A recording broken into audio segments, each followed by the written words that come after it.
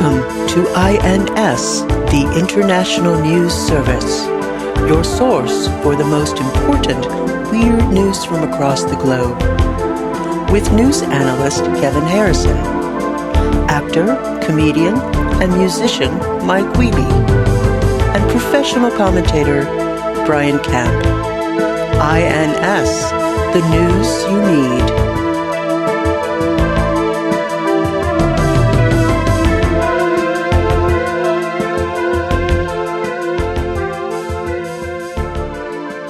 Keeps on spinning. Let's keep going. Into the future. Hey, so I wanted to tell you guys, this is not advertising, but okay. Apparently, What? They're hosting the first annual Loveland Frog Festival on March 4th at the Great Wolf Lodge Convention Center in Mason, Ohio, or Conference Center in Mason, Ohio. Why does Mason get to have Loveland's? I don't know. It's like a 15-minute drive. It's right around the corner. Loveland better get paid off for this. Maybe Loveland doesn't have the convention space that Mason has. Do you think that they would give out at least discounted Loveland Frog tattoos there?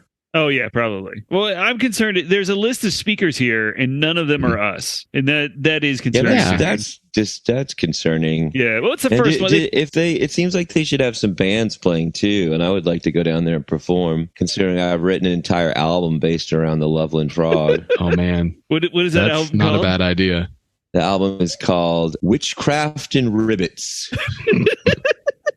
What a good name. It's a mere $10. So, it is a deal as far as I'm concerned.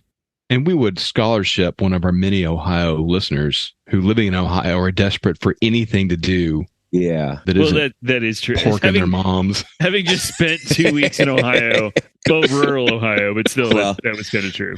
And what happened there with your mom? Wait, what? Yeah, they don't like to talk about it. Do we have any? Hey, let's give a shout out. Okay. Do we have any Ohioan listeners who want to go to this? We will buy your ticket. Oh, one person. I think one of our original greatest and most dear listeners is in Ohio right now, desperate to get to Mason. Barack Obama? I don't think referenced that's right. him a lot lately. Strangely, he's a fan of the show. I didn't know that. Oh, he's on the Patreon. Yeah. Oh, well. Well, we inspired him to do his little talk show with Bruce Springsteen. I've not heard it pronounced that way, but I suppose that could be. Only one of us has ever met him or, been written about by him. So Mike would know. Oh, yet another Mike brush with fame. And, it was a brush with fame for Bruce. And another maniacally arrogant moment for Mike. It's not narcissism. It's this. It is almost. I don't know what to call it. Bruce is an incredibly talented person, but let's face it. That's very generous of you to say. Yeah. Oh, yeah. But let's face it. He's one threat. He's singing. That's guitar too. Yeah, he does play guitar. And guitar. He's a musician. Mm-hmm. I mean, look at me. I've got music. I've got acting. I've got movie producing. Yeah. I've got the sound bathing thing. Is a good point. That is something you have on him. That's fair. Oh, I bet he could do good sound bathing with his guitar, though. I have 3 very rare issues of Doctor Strange. God damn it.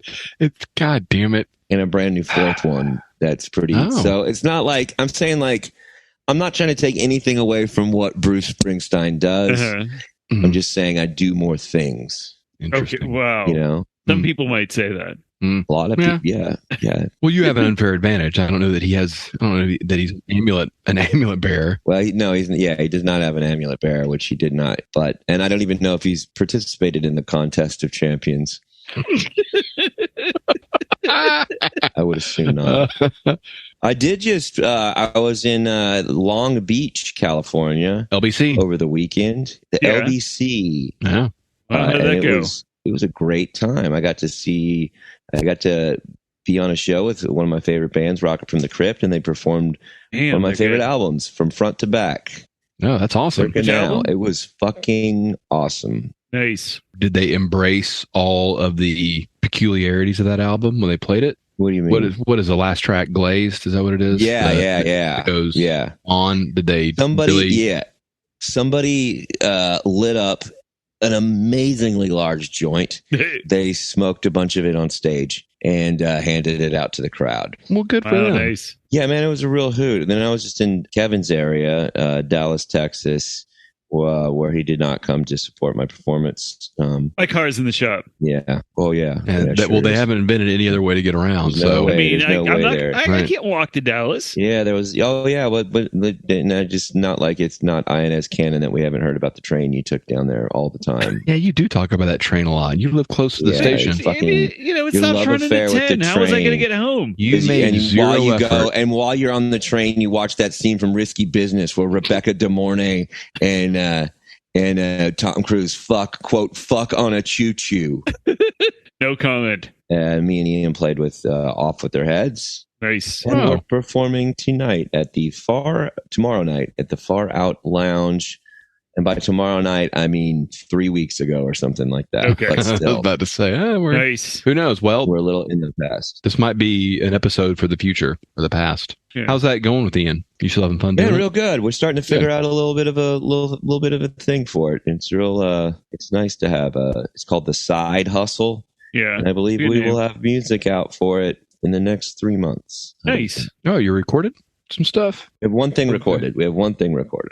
All originals, or are you going to record some covers? Or I think there'll be some covers and just a little bit of everything. I would Okay. like to do a lot of originals, but Right.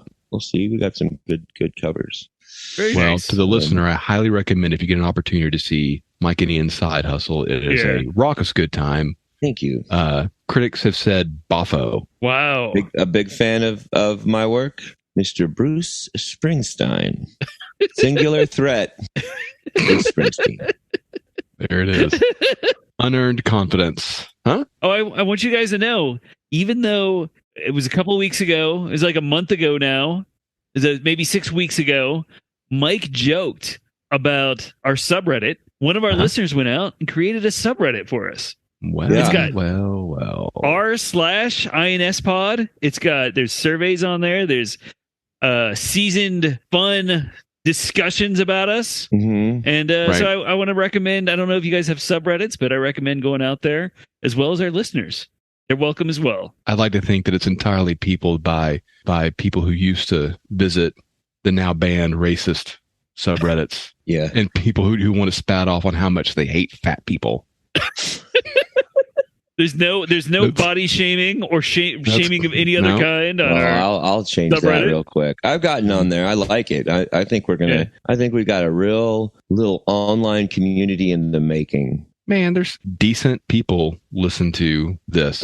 Yeah, no, I've we had can't. multiple. I feel bad for them. I've gotten recognized for the podcast Uh, at the last several shows that I've done. nice. And it Mhm. feels so good. Now, did they know that you were in the bands or comedy happening on stage as well?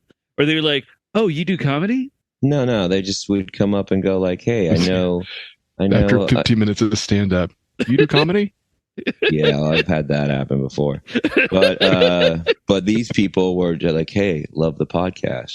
Nice. Oh man, I've gotten 2 new patients because of the podcast, so it's working Really? for me too. And how are they doing? I mean, one of them's with us. I'm not so- gonna ask for your names. I don't want to break confidentiality. Right. But are they what's their No. conditions? Confused chakra, a little misaligned, but we're Mhm. getting it together. So Mm-hmm. Wow. it's a scary thing for them, but Yeah, I think the International News Service has helped them center their being and given them kind of an anchor to hang on to as yeah, this chaotic world swirls around Yeah. them. yeah. I mean, you need a focal point. It's like ringing the Kwanging bell, Yes. standing above it. Yeah. Yes. It centers. It gives you a rock, Mm. or as Sean Connery would say, a rock. He took part in the Battle of Champions. Yeah, oh yes, he did. Mhm. He lost his head.